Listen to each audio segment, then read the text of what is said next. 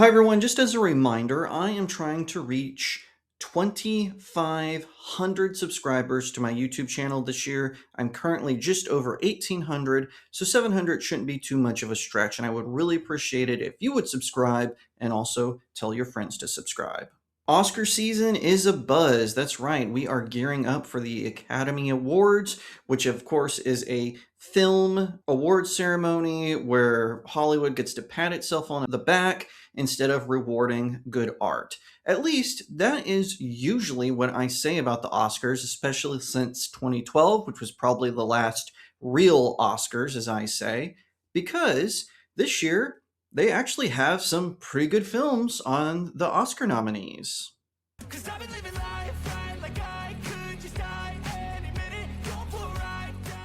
Hi everyone, my name is Jacob Berry. Welcome to the StudioJake vidcast where I talk about all things pop culture. Be sure to like, share, subscribe. If you're watching on YouTube, ring that little bell so you get notifications when I post new vidcasts, and leave a comment in the comments section. Alright, so I used to do my own Oscar live streams, but nowadays I tend to join others. I frequently join Jester Bell's Oscar live stream, shout out to her, but it's usually not a fun day because I don't usually see my favorite films win an award. If anything, they get like some technical award that nobody gives any hoot about. They will award mediocrity or failing upwards. That happens a lot at the Oscars. And like I said, circa 2012, that is really when it became the case. I really considered the 2012 Academy Awards the last real Oscars. It's when they actually awarded cinematic art and awarded based on the merits of the film versus the political times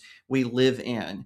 And since then, now I'm not saying bad movies have won every year. That's certainly not true. There have been some good winners, but I just mean since 2012, it has always been about awarding the current thing and the actors, directors, and actresses who didn't say what was hot on SAG's plate or is bothering the execs or their donors, whatever political party they're donating to. But I have to say, out of the 10 Best Picture nominations, which they should really go back to 5, but whatever, 3 of them are actually pretty good movies, and I'm surprised they're even on the list. So I'm going to go through these nominees and I'm going to tell you what I think of them, whether I've seen them or not. And don't worry, I won't bull malarkey you. I'll tell you exactly why I didn't see a particular film or why I gave it a poor review if one of those comes up. Okay, and up first is The Secret Agent. This is a South American and European film, and I'm going to be very blunt about this. No one cares about this film. No one but the Hollywood elite bothered to watch this movie. It is boring just from the trailer itself. Yes, it's a historical drama. It's got some espionage stuff, but I'm going to be honest, the trailer put me to sleep for this movie. I don't care about it. No one cares about it. But because the people in it have a foreign accent, Hollywood is going to put it on their Best Picture nom. Honestly, I think the Best Pictures, except in very rare cases, should be limited to American films. But that's just my own thought. Personally, I would have swapped this one out for Weapons. Weapons does not appear on the list, but I would have definitely put Weapons or Henry Johnson in this movie's place. One Battle After Another is the next one. I'm not going to go on a rant on this one. I just don't like Sean Penn. I know that the movie caused a lot of political controversy and whatnot because of the sort of high tension that we're in right now with what's going on in the world. This movie, from the trailer, looked like a very tone-deaf movie, but I just don't like Sean Penn. I've watched politically tone-deaf films before in the past. For some reason, there's just something about Sean Penn that I just cannot stand. I think the only exception to the rule of a recent Sean Penn film is The Professor and the Madman. That was really the last newer film of his I watched. I can't stand the guy. I'm not saying he's a bad actor, although I think his talent is overrated. All that to say, I did not watch this movie. I know a lot of people who thought that the political stuff in it was overblown by social media, but whatever the case, I didn't bother to see it because I don't like Sean Penn. Now, Begonia is interesting. I did actually want to see this movie in theaters, but someone spoiled it for me, so I didn't actually go watch the film. I am thinking about watching it sometime in the future, maybe because it got this nomination, but as of the recording, I haven't seen it. I am a big Emma Stone fan. I think she is a very talented actress. From what I heard, the movie's climax kind of upends the movie's message. Like, it's one of those rug pull movies where, oh, maybe the antagonist was actually right. And I don't like those kinds of movies. I don't mind if it builds up to it and you're thinking it might be coming, but I don't like it when it's just a rug pull moment. That's just not my thing. Now, let me know if I'm wrong about that. That's just what, when the person who spoiled it told me what happens, that was the impression I got. But let me know in the comments section below if I'm wrong about that and if I should still see it and review it. Sentimental value. Now, this is a movie, again, the trailer put me to sleep. No one cared about this movie. No one went to see this movie. This is just another one that looks like high art to the Hollywood elitists. The right people are involved in it. They said the right things. They're getting pats on the back. I don't know why this movie was nominated. And yes, the audience reaction to a film should play some role on whether it gets nominated for Best Picture or not. That is just my opinion. But no one bothered with this movie. I don't know why it's on here. Like I said, the trailer put me to sleep. It looked incredibly boring. Marty Supreme. Now, this is another movie that I did want to see, but never got the chance to. However, I didn't think it would actually be nominated for Best Picture. It didn't look like a Best Picture winner, in my opinion, when I saw the trailer, but that's just me. I mean, that's no offense to any of the talent involved in it. I just was like, I can probably see this one after the Oscars, but apparently I was wrong because it got nominated. So I probably will check this one out eventually. Train Dreams. So I didn't watch this one because I'm kind of mad at Netflix, and personally, I'm not really cool with them right now, especially their attempt to take over Warner Brothers. I think Paramount should win that fight, but there will be an exception to that here in a minute and whatnot. But this one just didn't look interesting to me. I usually like historical fiction, but from the trailer, I just wasn't keen on it, so I decided to skip it.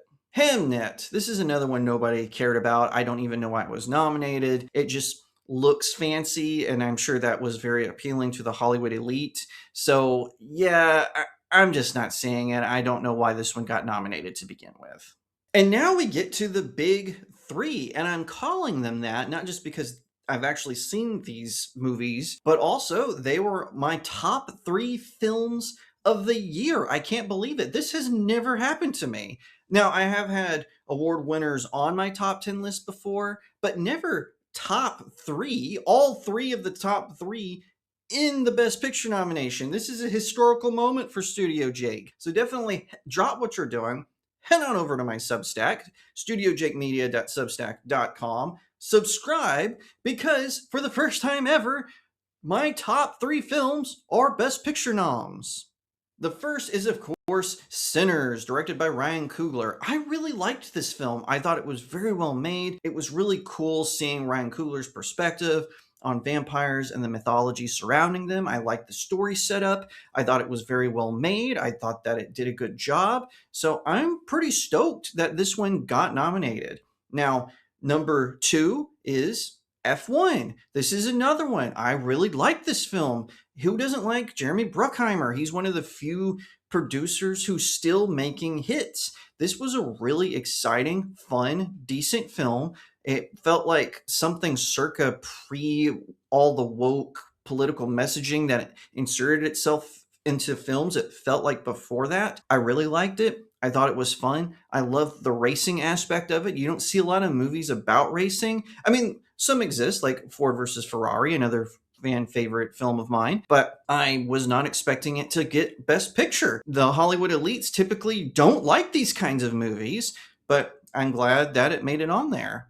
And my top film of the year, my number 1 film of the year, was Guillermo del Toro's Frankenstein. I love this movie. I thought it was the best film of the year, hands down, and I was really excited to see it get nominated. I think it should win. For one thing, it was my number 1 favorite film, but I highly reviewed it. I thought it was great. I thought the acting was amazing. I thought the set pieces were great. The fact that he used very little CGI and mainly focused on practical effects, that just blew me away. I just think that it is a unique film that came out. I do wish he had sent it to theaters instead of bringing it to Netflix, but it was still a masterful film, one of his best. And I'm really excited for him, especially with the message in the film and how it all came together in one epic emotional climax. And now for my prediction. Which film do I think is going to win? I'm going to be honest, I'm kind of torn between two. Sinners, because it feels like it's Ryan Coogler's turn. I know that sounds weird, but a lot of times, especially since 2012, they've been giving awards to people because it was their turn and they deserve to get an award. Now, I'm not saying Ryan Coogler doesn't deserve to win, although I would prefer Frankenstein to win, but I would be happy if Sinners won because I really thought it was a well-made film, but I'm more concerned that the Hollywood elite are going to give him the win just because it's his turn and not as a way to say, hey, you made this amazing movie. Now, the second one, I think, is going to be One Battle After Another, just because the Hollywood elites are really pushing this film. They're really trying to convince you that it did well at the box office. It didn't. And they're really trying to push it hard with people. So I think it's going to come down to these two films.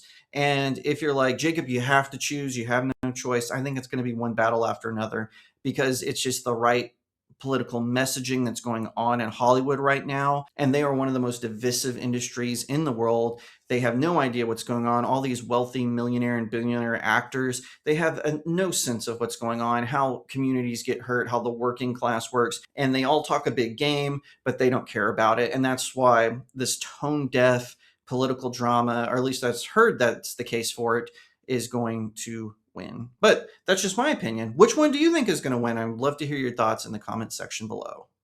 Thank you so much for watching today. If you liked that video, be sure to give it a like, share it out to all your friends, leave me a comment, and subscribe. If you're watching on YouTube, ring that little bell to get notifications when I post a new vidcast. If you want to support me in the work that I do, head on over to my new website, studiojakemedia.substack.com. You can find all sorts of articles there. You can see top 10 list. I've got stuff about film, anime, TV, novels, and so much more. I would really appreciate it. There are different tiers that unlock different perks, including getting to pick out the topic for the website and here on the channel. That's a pretty good deal.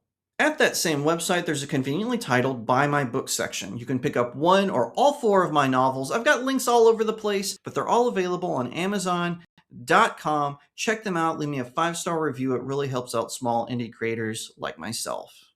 Once again, thank you so much for watching, and I'll see you next time right here on Studio Jake.